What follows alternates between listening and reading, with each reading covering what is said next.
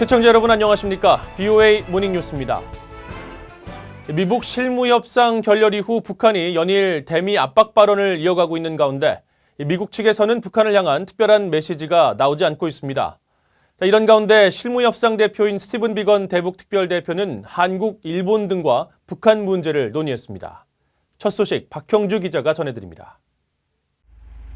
스웨덴 미북 실무협상 결렬 이후 스티븐 비건 국무부 대북 특별대표는 워싱턴을 방문한 이도훈 한국 외교부 한반도 평화교섭본부장과 일본의 다키자키 시게키 외무성 아시아 대양주 국장을 만났습니다.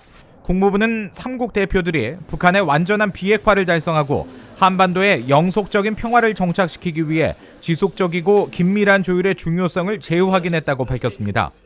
미한일 3자 회동에 이어 비건 대표는 러시아의 북핵 수석 대표와 전화 통화를 하며 최근 한반도 상황에 대해 논의한 것으로 전해졌습니다. 회동을 마치고 복귀한 이도훈 본부장은 한국 기자들에게 미북 실무 협상 결과를 상세히 전달받았다고 말했지만 자세한 내용은 밝히지 않았습니다. 또 2주 후 미북 협상 재개 여부에 대해서는 두고 봐야 할 것 같다며 상황 변화에 따라 미국과 계속 소통하며 대처하기로 했다는 원론적인 언급을 했습니다. 스웨덴 실무협상 결렬 직후 국무부 대변인은 북한과 생산적인 대화를 나눴으며 2주일 후 다시 만나기를 바란다는 입장을 발표했지만 이후 트럼프 행정부의 북한 관련 발언은 나오지 않고 있습니다. 우크라이나 정부에 대한 압력 행사 의혹으로 인한 탄핵 조사, 시리아 내 미군 철군 등으로 야당의 공세를 받고 있는 트럼프 대통령도 북한 관련 발언을 하지 않고 있습니다. 다만 9일 백악관에서 기자들에게 다른 정상과 자유롭게 통화한다면서 북한의 김정은 위원장도 언급했지만 실제 통화 여부는 확인되지 않았습니다.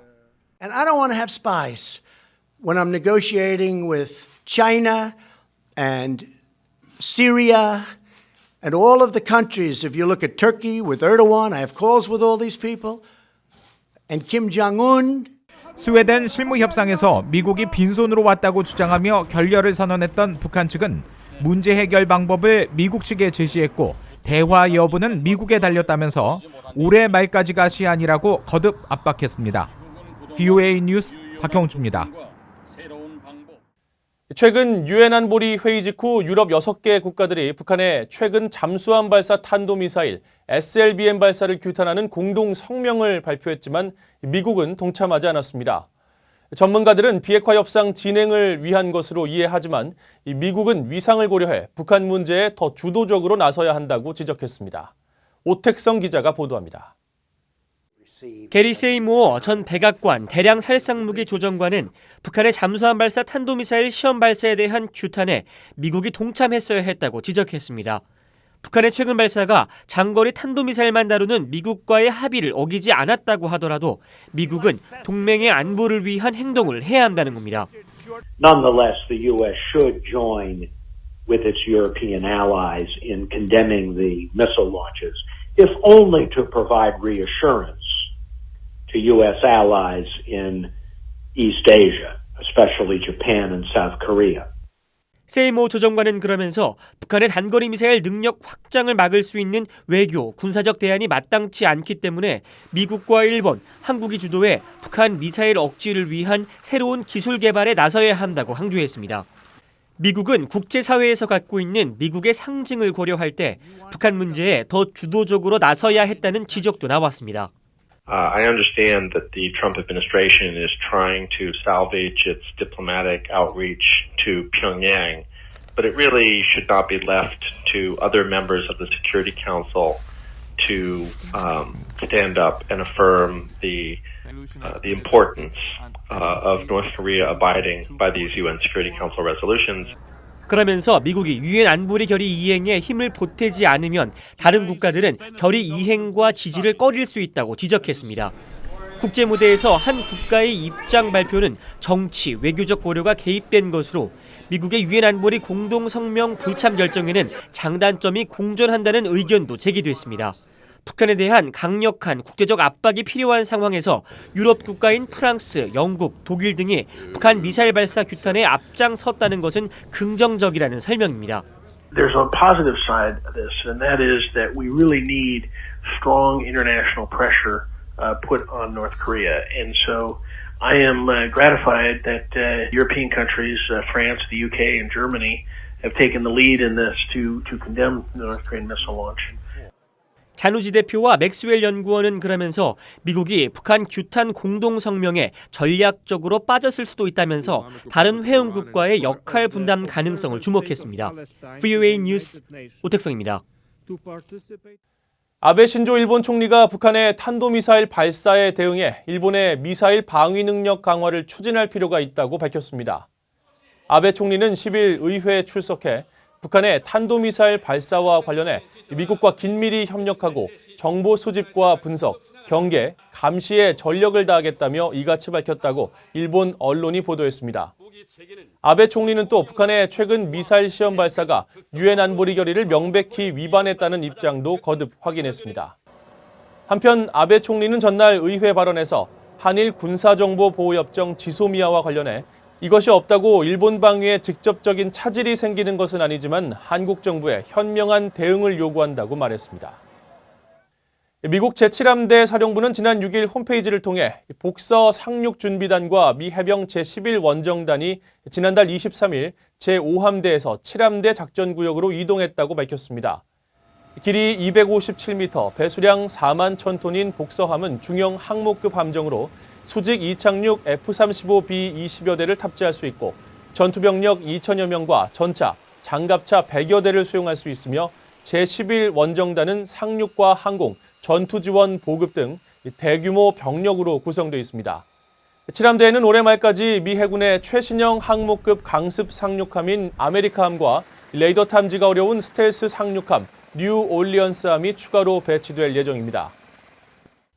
최근 뉴욕에서 열린 친북 성향 음악회가 북한 정권의 선전선동 도구로 활용되고 있다고 미국 내 인권단체가 강하게 비난했습니다. 악단 관계자는 그러나 외세가 없는 한반도에서 평화롭게 살고 싶다는 의지를 반영했다고 반박했습니다. 김영권 기자가 보도합니다. 뉴욕 우르교향악단이 지난 5일 뉴욕 맨하탄에 있는 카프만 뮤직센터에서 음악회를 열었습니다. 이 행사엔 김성 유엔 주재 북한 대사와 중국 외교관, 뉴욕 시민들이 참석했습니다. 음악회엔 모차르트 교향곡 등 기존 클래식 음악과 더불어 북한 체제를 찬양하는 인민의 환희, 나는 영원히 그대의 아들, 인민이 사랑하는 우리 영도자 등이 연주됐습니다. 뉴욕에 본부를 둔 민간단체 인권재단 휴먼 라이츠 파운데이션은 9일 VOA에 이 음악회가 북한 김씨 정권과 체제를 선전하는 도구로 활용되고 있다고 비판했습니다. 친북 성향의 악단이 일반 클래식 음악회로 위장한 뒤 실제로는 김정은과 그의 폭정을 찬양하는 곡을 연주하고 관객들은 음악이 어떤 의미를 담고 있는지도 모르고 박수를 친다는 겁니다. I would imagine that most of the attendees just don't really know. They don't really know what's going on. 실제 이날 개막곡인 인민의 환희와 인민이 사랑하는 우리 영도자는 북한 김씨 가족을 우상화한 곡이고 나는 영원히 그대의 아들은 사회주의 체제를 받드는 곡입니다. 소르 할버슨 휴먼 라이츠 파운데이션 회장은 앞서 발표한 성명에서 북한은 세계 최악의 압제국이라며 뉴욕 심장부에서 독재자 찬양곡을 연주하는 건 옛 독일의 나치 행진곡을 연주하는 것과 같다고 비판했습니다. 또 이런 음악회를 주최하는 사람들은 악의 공범들이라며 음악회를 중단시켜야 한다고 주장했습니다.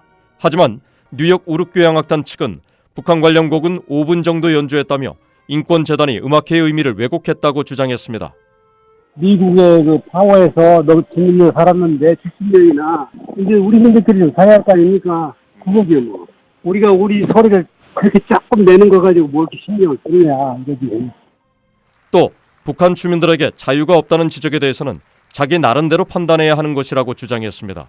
하지만 유엔 북한인권조사위원회는 지난 2014년 최종 보고서에서 북한은 사상과 양심, 종교의 자유는 물론 언론과 표현, 정보, 결사의 자유도 거의 완전히 부정되고 있다는 사실을 확인했다고 결론을 내렸었습니다. VOA 뉴스 김영권입니다.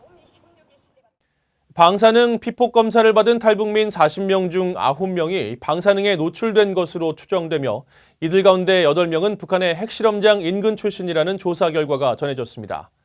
10일 한국국회 국정감사에서 박대출 자유한국당 의원은 한국원자력의학원이 제출한 분석 자료를 통해 2017년과 2018년 탈북민 40명이 관련 검사를 받았으며 이 가운데 9명이 안정형 염색체 이상 분석 검사에서 이상 수치를 보인 것으로 조사돼 방사능 피폭 가능성이 의심된다고 밝혔습니다. 또 이들 중 8명은 북한 내 거주 지역이 핵실험장이 위치한 길주군 풍계리를 비롯해 길주군과 명천군 등 핵실험장 인근 지역인 것으로 조사됐다고 밝혔습니다. 이상으로 VOA 모닝뉴스를 마칩니다. 시청해주신 여러분 고맙습니다.